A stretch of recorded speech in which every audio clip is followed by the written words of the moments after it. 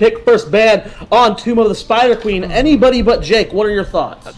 Well, Hi. well, it's a small battleground.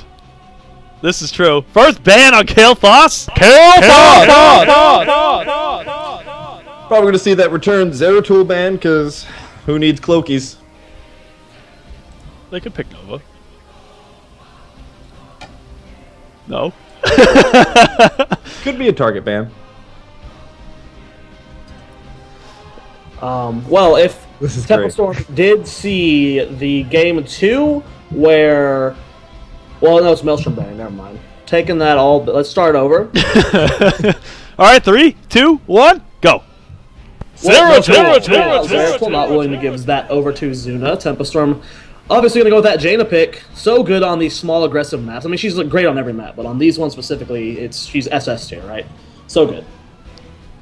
Yeah, we saw a lot of really nice flanking from Jaina from K1 Pro in game number 1 of Cloud9 versus Cognitive, so Tempo Storm, of course, able to do the same thing.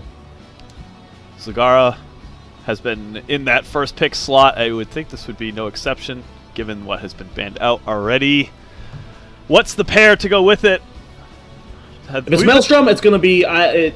they have not been prioritizing Zagara, at least of the games we saw, where everyone else seemed... Oh, but there it goes. Get wrecked! Oh! Zagara, and then probably Leoric, with how Caffeine's been playing. You think so? Leoric? The spooky scary boys? They stopped the draft versus Cognitive, yeah. They're putting priority into Leoric. He made some plays. Yeah, King Caffeine was doing some really Was good he running stuff with... Entomb or Yeah, Martin? Entomb. Okay. Who's getting some really nice Entombs down, too. Really kind of, put the nail in the coffin. But there was also some moments where Skeleton King didn't look as strong as people were hoping. Specifically on game 1 versus Dragon Shard. They had one good initiation with it. I think that was more on Zeratul that it looked weak, but they might be questioning that a bit. We'll see what Maelstrom wants to pick. How does everybody feel about all this Zagara resurgence? Not really resurgence, but like the fact that Zagara is getting first pick. God tier and status? banned out. I like it. Yep. She's really you like good. it? That's fine, but go ahead. She's really good. I really like how the Maw is able to really kind of change team fights very, very quickly. You're able to kind of section off a couple of people, but it requires a little bit more skill than, say, a Void Prison, because it takes a little bit of time, and then also there's the delay that you can't really force. So I like what she balances out, and she's not really super great in team fights in terms of like burst damage too.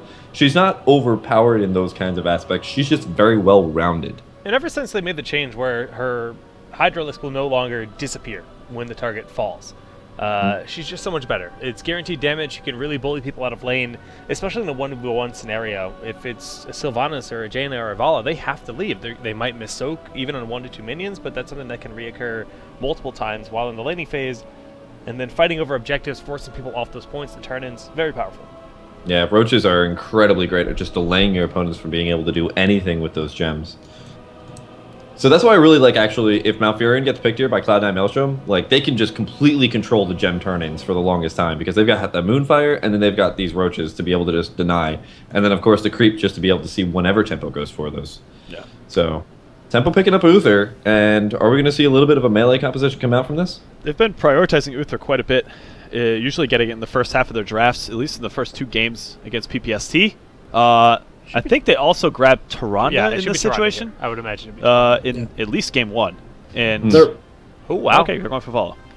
It's weird how the meta has like kind of done a swung. You know, if it was a patch or 2 ago, we would be the main thing was there are so many good damages in the game that you don't have to prioritize them early on. You get the big ones, and then of course you prioritize your warrior and healer now. But in the current meta, the damages are it's pretty thinned out with the nerfs to certain heroes, and then of course the perma bans on the top 2 damages. Either be Zeratul, Jaina, or KT.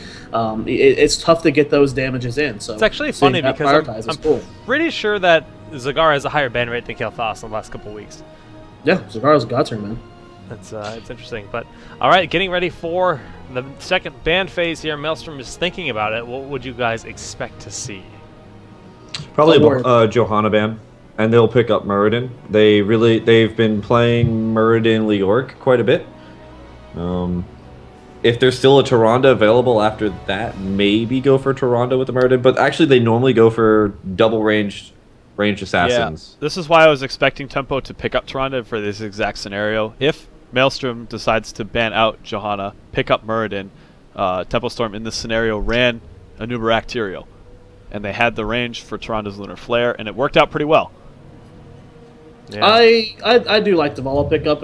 We've seen some really annoying play mixed between Leoric and Vala. If you go the Tomb spell plus Rain of Vengeance, it's really devastating. So and potentially they're trying to deny the Vala pick for that combo. So Maelstrom will likely grab Johanna, and they could even scoop up Asmodin here. We have to consider this Tomb of the Spider Queen. Asmodin has gone untouched at this point in time.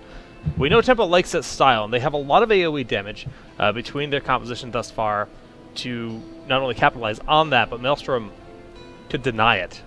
Yeah, they're also very capable of grabbing that. And Leoric is good at wave clear as well. We've seen that those three run together on a team. I want to say it was day 1 of this event. So, yeah, or was it yesterday during? Yeah, so I can't remember. We cast so many different things that it all blends together, bro. All right, Muradin's not going to be doing that. They are trying to deny the warrior pickups to some extent. They could go Tyrande here to capitalize on that if they so please, but there are many other good options on the table. I feel like they probably just want to go for some other ranged assassin at this point, because Tyrande Zagara is an okay mix, but they still have to pick up their support. So if they pick up the Tyrande here, they're going to be lacking a lot of range damage. Sylvanas. Sylvanas probably fits best. Yeah, we saw Sylvanas from them as well. We saw Sylvanas a lot. We saw a lot of Leoric Muradin combos. We saw a lot of Sylvanas on iDream in the game versus Cognitive. I don't see them doing like you said, Tyrande. Even though you have the Miranda combo, Miranda, I like that. Miranda. Yeah, that you can give that to on the Arthlon, by the way. Miranda, yeah. You do have that combo. It's not much follow up for it, especially because, like Kev said, you need that healer. So Sylvanas, really the best fit in my opinion. So, and not only that, but just you get so much pushing potential out of Zagara and Sylvanas put together. The only thing is still, with Zagara you get a lot of sustained damage, and against Uther that's okay, but Holy Radiance can really kind of negate a lot of that. But wow, Nazebo coming in there. There you go. Oh! We talked about it earlier, Kev. Nazebo Zagara. The push is insane. These guys poke from so far back. You have the range poke with the Hydras, the Roaches, and then of course you got Nazebo's poke so far back that, and then the push. It's a devastating combo that we see in EU all the time. Okay, so the Tyrael that we were kind of prophesizing, even though they don't have the Tyrande with it, that's there. Arthas, though, not what I was expecting. The targeted at Nubarak ban. Perhaps Maelstrom was expecting some kind of aggression in this sense, but they're still running with it. And Arthas is very strong on Tomb of the Spider Queen. Cinder Ghost has a lot to pair up to Cindy for the sort of match up the fact that the objective isn't quite as strong as some of the other battlegrounds. So we get a really nice pairing of pretty much everything put together. But look at Cloud9 Maelstrom. This is what I really want to drive home. Look at all their long-range abilities that they've got, right? Zagara Roaches, they've got Nazebo Spiders, and they've got Malfurion Moonfires. No gems, ever. Yeah, it's powerful, but the lockdown is there as well for them. Roots and Zombie Wall, a lot of control. You can set up a single Storm Bolt and follow that. With the Pierce, hit 2 targets, line up the Zombie Wall, follow up with the Root. Uther's going to have Cleanse and Divine Shield, so the plays will be able to be made, but it's going to be a pretty cool game number 1. Yeah, I'm hyped for it, man. It's really cool. These drafts are so, like, look what Leoric has done to the current meta. These drafts in NA specifically would not have been seen last patch. These compositions are crazy, and the introduction of one warrior has just completely changed the meta. It's really cool. All right, game number 1 is about to begin here on Tomb of the Spider Queen between Tempo Storm and Cloud9 Maelstrom. Take your votes now, ladies and gentle nerds. Zoya will be voting for Cloud9. Yep. Kevin, definitely going for Tempo. What? Yep. I'm going for Kubi's Kitty. Yep. Well, I like Cloud9's draft. Cloud9's draft. That's Kubi's pick. I like Cloud9. You heard it here, ladies and gentlemen. Cloud9 will win. See you, man. I just like Leoric. Scary, spooky skeleton. You don't even get the order right? First off, spooky, it's scary, spooky. Right, Kev? Right? Spooky, scary skeletons and shivers down your spine. He's got it. I play this on my stream every day, and I can't remember it. On the left side of the map, we have Tempo Storm Soldier is going to be on. Tyrael. Dreadnought will be playing. Uther. Zuna is going to be on. Arthas. Arthas is going to be playing. Jaina. And KO running it out on. And on the other side of the map, it's Cloud9, Maelstrom, King Caffeine, Fan, K1 Pro, Dunk Trains, and iDream. We are not doing that. Leoric, Murden, Malfurion, Nazebo, and Zagara. Alright, so everybody's moving on into the middle of the map. We're having some little bit of fun, but King Caffeine, Leoric, that early game pressure is so nice. Oh, so very nice, baby. All right, creep tumors being put down. People hiding in bushes, looking for things. Yeah, the aggressive play. Zuna looking to try to get a lockdown. They're not going to commit to it. It's great how little I actually see of the map. I do see like the top parts, but if you put up talents, I would probably see only about 2. Oh, actually, immediately puts the talents up. There you go. There you go. Good positioning here so far from iDream, spreading the creep, making sure that he is ungankable. It is an Arthas, so you know the Arthas Jaina has the potential. Like if that root lands, that target's gonna die. It might. It might actually die. We'll find out. Looking at the talents, we have Moonburn here. Malfurion will have that superior lane clear with that reverb picked up here out of our Murden player, and a nice rumble onto Zuna will eliminate him. Ban really likes going for reverb at level 1, but still picking up the sledgehammer at level 4, which is really interesting because there's not a ton of auto attack that I really think they have to worry about from tempo, but he still just loves to be able to cut out any auto attack at all because in the end, that auto attack does just kind of add up. Yeah, they it was something similar was run against them. PPSC B-Kid was also running reverb against this double warrior dive composition because you're right, even though they aren't necessarily the most auto attack heavy heroes, they're going to be in there, they're going to be in the thick of things, and it's always good to take that damage away. Yeah, alright, well, 9 gems turned in on the side of Cloud9. Not too much at this point in time. We can see 23 to 17, so pretty much dead even currently. Well, good split so far from both teams, doing a good job of soaking their lanes. Look how safe iDream's playing. I just love it. He's making sure he's not getting ganked at all. W does end up whiffing on Zuna. And Tempestorm not able to capitalize on these ganks just yet. They're just rotating as hard as they can, getting as many gems as they possibly can, and you know, making sure they control the shrines. At the same time, Soldier getting caught in the top lane, has already used his Q. He gets body blocked at the last second by Caffeine, but he is barely going to slip through there. Yeah, the W almost kicking him out there by Leoric, but not quite. Yeah. Tempo. Heavy rotations on both sides. Yeah. Almost panning out. But one other thing that you mentioned too, Jared, with Tempo Storm rotating, they do have 3 abilities picked up at level 1 that are tied into the regen globes, so that's going to be a double effect of that. They're going to be picking up the gems, having the control there, making sure that they keep tabs on that lower turn and spot, but also getting the value from the regen globes. It's a really nice thing. Look at how many just, like, little dudes are there. There's the purple one, and the green one. I really never noticed that all the regen globe talents all have the same little kind of icon in different colors. They do have the dudes. The little dudes. The random dudes. That's got to be a random dude, right? They modeled that after Kubi, after all. The random dude with the giant, like, that guy's weird looking, dude. I don't know. I take offense to that. He's a rock climber.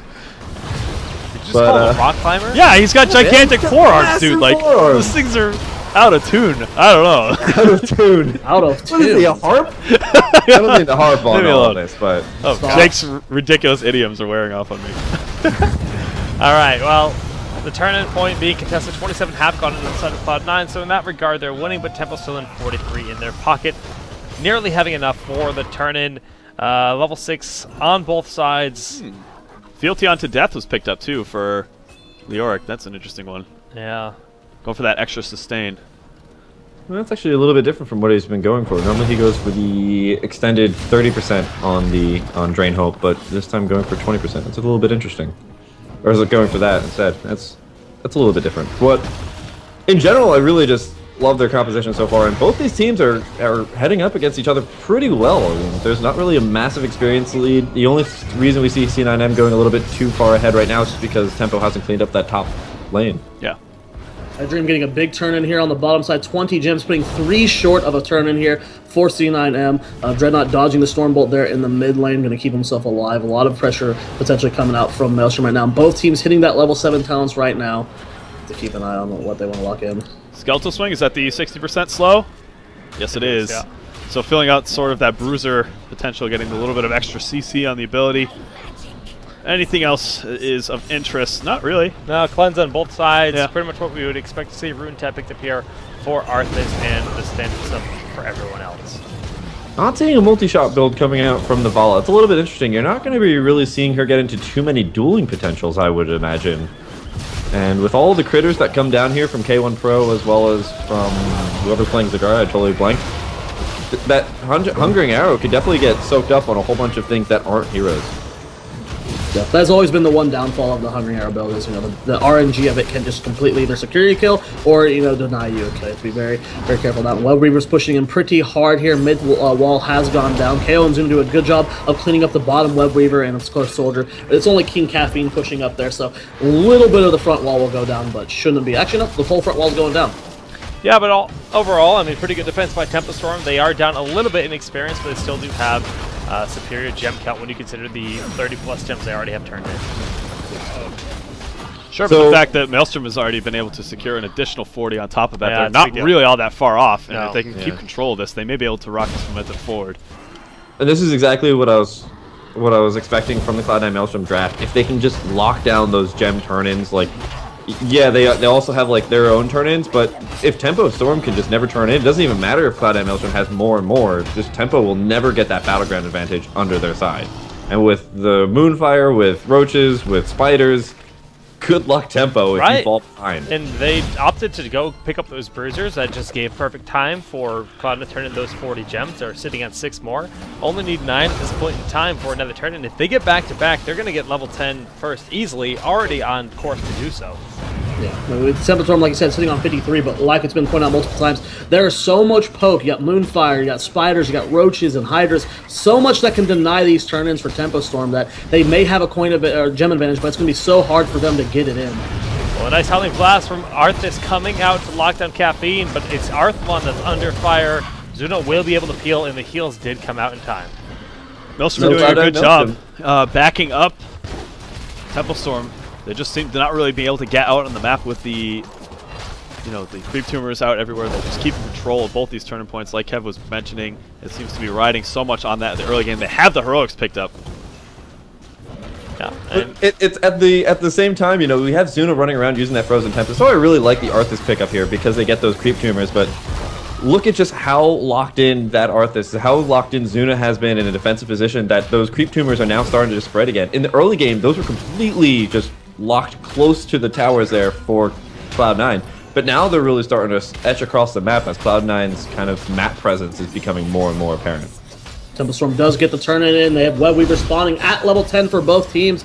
And the heroics looking pretty standard. This is the perfect time for Tempo Storm to want to force an engagement. And they might be going for something on King Caffeine. He does end up getting out of there, though. So hard to pick a Leoric, especially when he's near one of his walls. No Syndragosa picked up, actually. We do see Army of the Dead. That one's the one that's really jumping out at me. It's interesting because usually Syndragosa is used to lock down structures. Really pair up with the objective of the map, and it's not going to be the case. They're looking for that extra sustain. Nice Entomb going down here in the top portion of the map. Blizzard trying to buy time. The heals are going out onto Arthlon, and somehow, some way, he is staying alive. Wraithwalk not going to get him close enough for that takedown. But a really nice Entangling Ruth is going to go down. They're trying to lock down Soldier. Has he already used Aldruin's Might? That's the question. He still has it. The zombie wall not quite connecting. He will be able to get away. Neither team taking any takedowns here, so that's going to be a nice little win here for Tempo for not losing too much, and they get a couple of towers.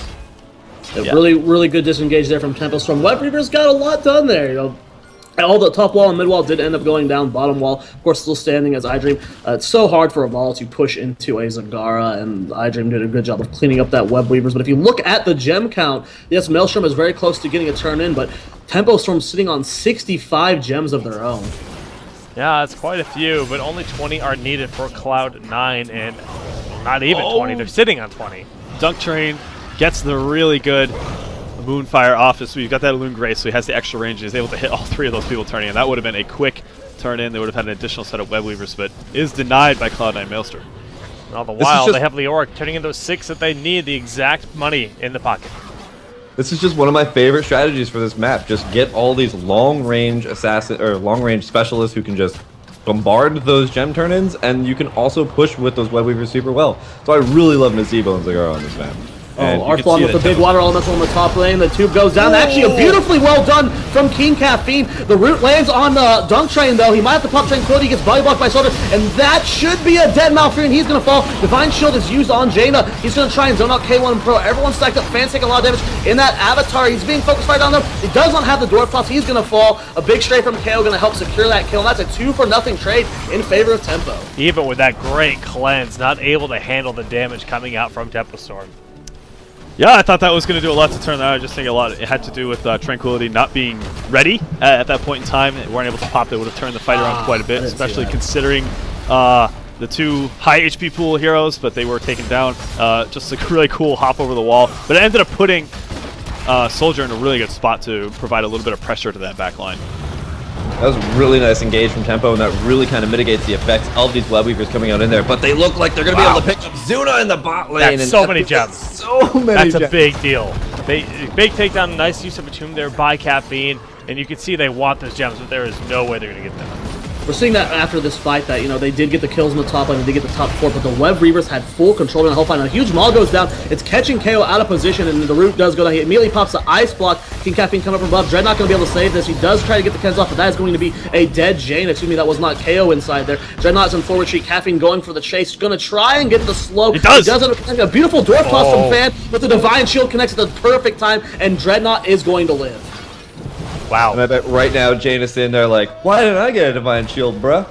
Yeah, I mean, they were able to get that heroic off cooldown to 60 seconds at least from this point forward. This might trigger a little bit of aggression from Maelstrom. They're probably well aware that these bruisers are being picked up, looking to get turns. They only have 37 gems to their name at this point in time.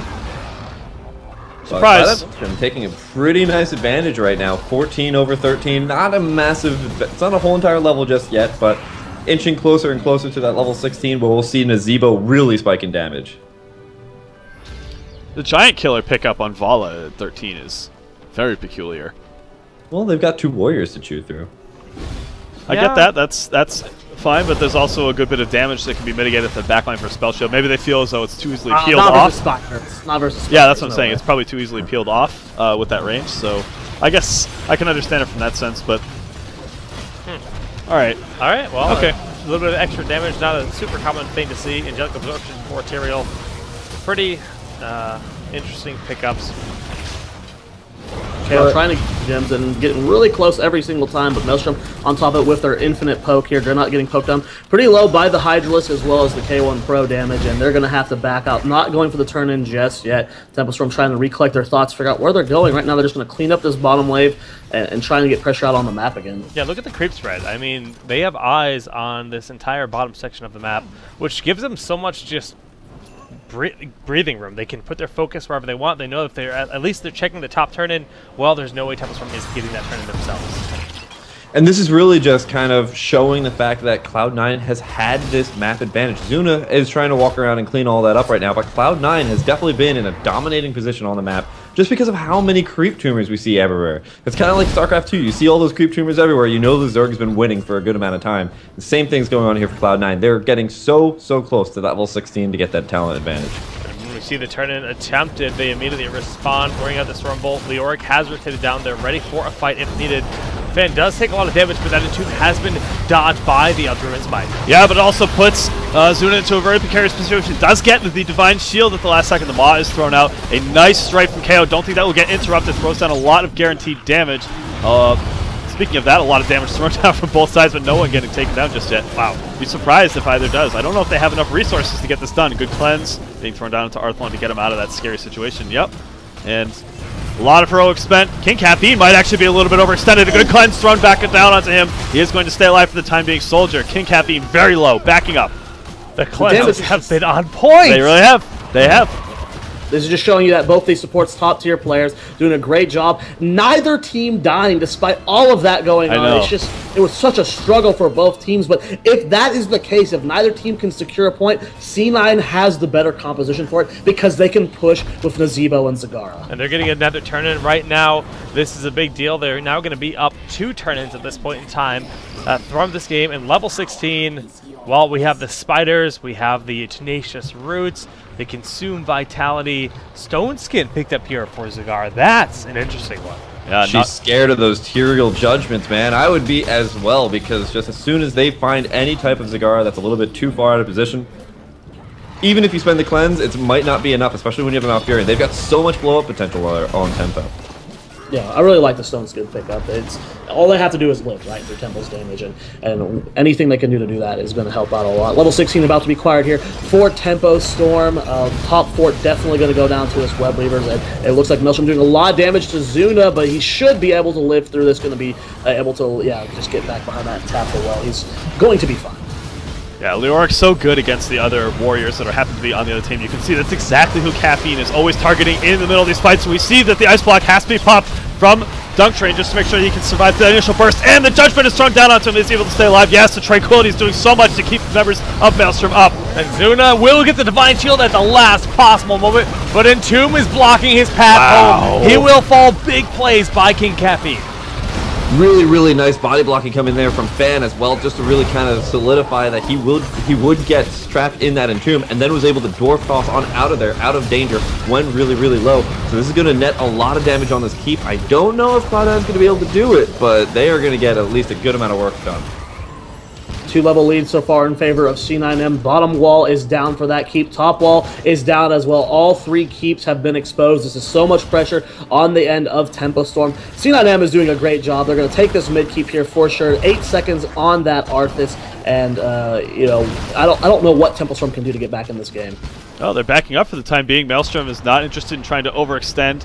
They realize that's probably the fastest way for them to throw this lead that they have, so they're going to keep all of the keeps up on Tempo Storm's side, so no catapults will be applying any additional pressure, but still the map presence is so much in favor of Maelstrom. If they just continue to hold that, like Jared was saying, it's going to go the way of Maelstrom because of that push potential. And look at this, they have a player stationed at nearby both of the turners. All they want to do is stop those 98 gems in the pocket of Tempo Storm from being put into the bank of the Web Weavers, because that's how Tempo crawls back into this game.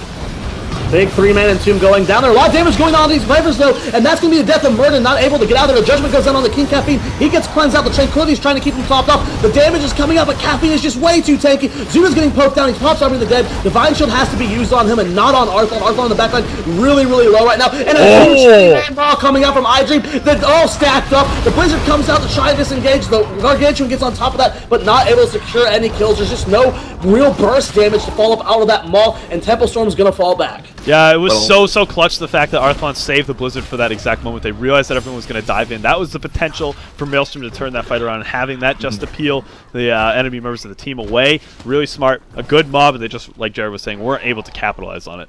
The fact that so many heroics keep getting spent here by Tempo Storm is doing so much more favor for Cloud9 Maelstrom as well. Really, Tempo Storm's huge chance to get it back into this, and their whole entire composition is around these team fights. And if they don't have heroics up, then that's going to be great for Cloud9 Maelstrom. We said this before, it's that pushing potential that's going to win Cloud9 Maelstrom this game. 106 gems on the end of Tempo Storm, and that's what they desperately need at this point to turn this game around, is get a turn in, get the pressure off their side of the map so they can finally move out and do something. But this creep spread, we've talked about it over and over. iDream is doing a great job of forcing the vision on this map, and Tempo Storm can't do anything. Yeah, not only that, on top of that, but the creep spread that's also being up forces people out of position just to try to deal with it. If they need to move forward just so they can deal with the vision that Zagar is putting forward, that's just going to leave an opportunity for ganks, and another late Divine Shield has to be used from Dreadnought, but that's not really going to be the position that Tempo Storm wants to be in. I think we're going to see the aggressive play. Zuna getting locked out once again by the Entomb. Fan, King Caffeine looking to put the pressure on, but they're not able to take him down. Oh, but Fan is taking a lot of damage himself. He is in the upfront form, so he's quite tanky with the first aid, staying alive. The Tranquility keeping everyone from Cloud9 Maelstrom nice and healthy, and the Dwarf Thrust goes in towards Zuna. The sustain isn't going to be there, and he will end up falling. One hero down on the side of Tempo. Once again, Maelstrom is on the chase. The split fire, or no focus fire from Tempo Storm that fight is what lost them. Dreadnought gets caught in the maul. He's definitely dying outside of this. This is 30+ seconds where multiple members are down. No level 20 there, so redemption isn't happening. But there were so many lone members. Zagara almost died to Arthon. Nazeeba almost died to KO. If there was any focus fire in that fight at all, Tempo Storm would have secured kills. I mean, it was really difficult for them to actually focus fire. I mean, Cloud9 was splitting up so incredibly far that Tempo Storm, in order to actually engage anything or do it in a good position, would have had to have split up themselves, and that's why there was a really huge difficulty in getting that focus fire. Meanwhile, because of this massive advantage that they have on the map, they're going to be able to pick up a 2-4 keep, and that's going to be absolutely great for their map presence later on. We talked about the advantage of just stalling the game out for Maelstrom because they have Zagar and is able to push out. Well, it just got compounded even more. They have catapults pushing in the mid and bottom lane, and the longer things go on, level 20 was just hit. That's 3 Bolts of the Storm from Malf, Gazebo, Zagara, and Hardened Shield Rewind. Things get rough. GSUs, he judgments forward towards Muradin, trying to do it. Strafe is doing a ton of damage. Bolt of Storm had to use by iDream, but you're talking Storm Talents versus non-Storm Talents. They managed to take out Zagar early in the fight. And without the tranquility available, they are going to lose so much here. Zuna now going to get caught here by the zombie wall, and that's going to be a good amount of damage. Gary the Gargantuan is absolutely going to town, but the Divine Shield is going to be able to keep Zuna alive for a little bit longer. The Wraith Walk to disengage a little too late. There's still like another situation though where multiple members on Tempo Storm were on different pages there. Now they do have an opportunity here. 40 seconds without Zagara. King Caffeine going to be using the trait there to reduce the cooldown on this and scout out the boss. 30 seconds until he's back alive. Of course, that's going to be smaller and smaller. This might be an overstep here from Tempo Storm. They do have a 2-man advantage, but Caffeine will be alive soon, and but they don't have the Storm Talents. All right, at the very least, they forced them off, but they're blowing up Muradin after has been popped. So is Tranquility. Isn't enough. Dwarf tossing away with that rewind. Staying alive for the time being. They're throwing the damage down onto Soldier. Doesn't seem like it's enough. Yeah, they just need to back up at this point. Too many heroics spent without anything gained in terms of taking out members of Tempo Storm. They really still need to get those gems. They do get them turned in, so that's going to be a little bit of map pressure bought back for Tempo Storm, but they still have to keep in mind that those structures have been taken down all the way up to the core. The catapults are going to be constantly pushing out those lanes. And we're going to need to see something maybe a little bit more aggressive from Tempo Storm. We did see a good fight from them. We need to see more of that if they're hoping to take this game back. But even then, that was Cloud9 Maelstrom really extending past their limit. They had all their heroics down. They were in just a really rough spot in order to take that engagement, and Tempo Storm knew that, and that's what was a great engagement for them. But if Cloud9 Maelstrom starts going back and starts playing a little bit more defensively instead of being so aggressive, I think that Cloud9 Maelstrom is going to be able to really press this advantage on the map. Yeah. And that's going to be difficult. And we're talking, Tempo just turned in and got Web Weavers. Well, all 3 of their lanes are still, you know, at least at the halfway mark. Not pushed at all towards Cloud9. They were all just strictly to get their lanes into a decent position. Zero push was achieved through that turn-in. Level 20 has been acquired here by Tempo Storm, and they do have enough gems for another turn-in. Maelstrom does not. They are about 25 off at the moment. It looks like Tempo Storm is going to be feigning a bush up here. King Caffeine and Fan are leading the charge here. Damage going on to King Caffeine. He is backing out, gets the slow onto Uther. He is having to get out of there with that Wraith Walk, and he's going to be just fine for now. Will Tempo Storm be able to sneak in a turn-in here, though? Yeah, they do have the positional advantage. Zuna popping up that Frozen Tempest just to try to zone out some of the members. So the KO with the 40 gems in the back and turn in. That will be just enough. Oh, the Moonblood stalls it out. Big plays by Dunk Train. Exactly what Cloud9 needs right now. They keep needing to just stall out this gem turn-in. And even though Cloud9, I can't see the gem count, but I assume they're not even close to getting another gem turn-in. Oh, no, Dunk Train's got a lot. They've got 36 in their pocket, 7 turned in at this point in time, and now they're up to having 30 turned in. So they don't have enough for a full turn in. Tempo has more than enough. Yeah. But this is another great position for Cloud9. They can just sustain through the damage that Tempo is able to kind of throw out, but Tempo can't sustain throughout the damage that Cloud9 can just constantly unleash. KO gets his gems turned in. That's another summon on the Web Weavers. Maybe these ones will actually do some good push for Tempo. This is what they need to take out those forts and, you know, get the structural advantage mitigated to some extent. Yeah, I mean, being able to take out the forts is nice if Maelstrom is doing any kind of reasonable defense, then it shouldn't be any keeps taken out, and that's not going to do a whole lot. So they're going to need more than just this turn, and I think a good push. Oh, yeah. Again, the structures, forts taken out will be nice, but it's not like they're trying so hard to level out the experience advantage that Maelstrom has. It's not really the big deciding factor right now. I don't know what that was, but the Web Weaver getting immediately blown up there by Maelstrom. Good job for that. Tempo Storm looking to push into this keep, but that should be denied after this Web Weaver gets cleared out. I think they're wanting to do a little bit more pressure with that. The root does end up connecting from Zuna, but they're backing out, going to try and shove out the other lanes instead. Yeah, but they're so far pushed out. Bottom web weaver is almost dead. That's a big way back, and the middle one probably won't even get this far. Oh, okay. They hit pretty hard this like again. So yeah, but it's like 24-minute web weavers. They are no joke. But even then, still not being able to pick up more than a couple of forts. That's a really rough spot for Tempo to be. Tempo getting really cheeky up here, desperately looking for a pick. Here comes King Caffeine. He is so isolated. If Tempo Storm goes on him, he has no way of surviving. They don't know he's by himself. They are not going to commit to it.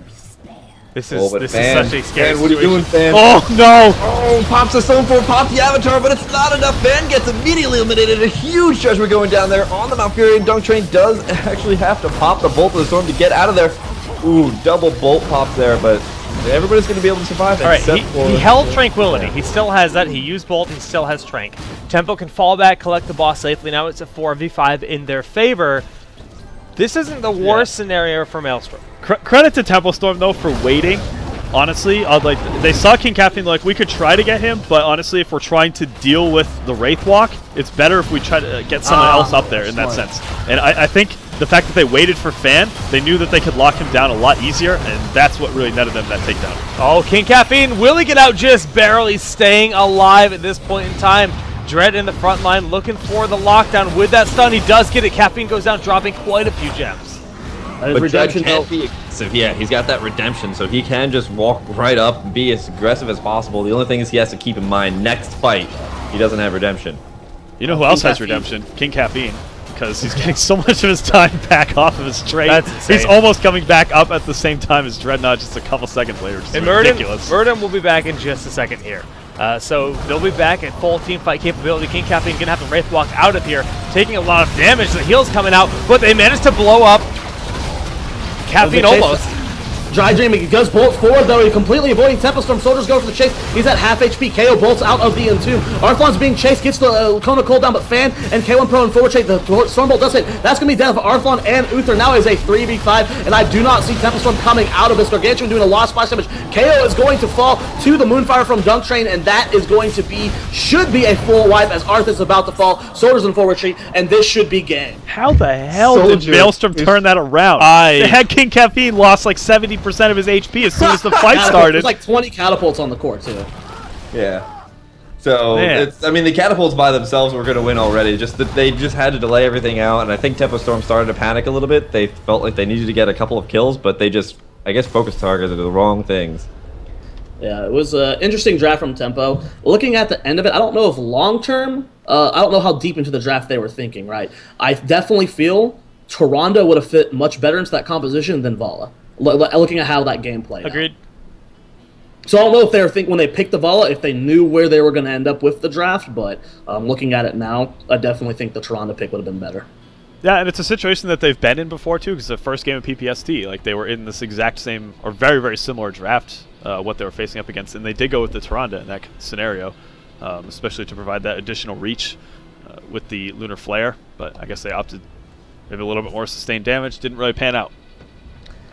Well, game number 1 goes to Cloud9. I almost said Tempo Storm because I'm so used to saying this. And this that bias, though. Let's talk about that. No, this is a big deal. We're so used to seeing that. This is the first time Cloud9 has taken game 1 in a finals in quite some time. I don't know about game 1. I mean, they haven't taken a finals. That's all I know. Right, but even has being consistently beaten Tempo Storm on this map.